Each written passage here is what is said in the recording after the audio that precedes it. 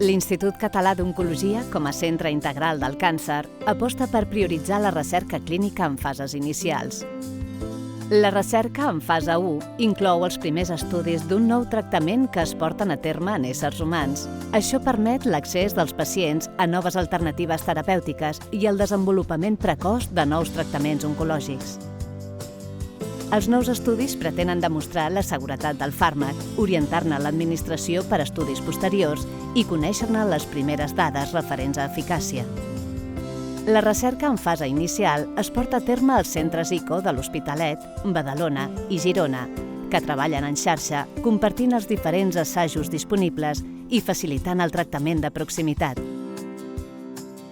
La recerca en fase 1 de l'ICO es desenvolupa en unes instal·lacions de més de 1.000 metres quadrats, distribuïdes entre els 3 centres, amb amplis espais que permeten un millor confort per als pacients i els seus familiars.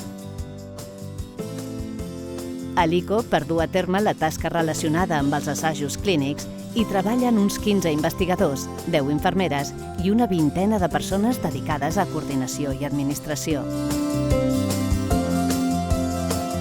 L'Institut Català d'Oncologia és un centre de referència en assajos clínics.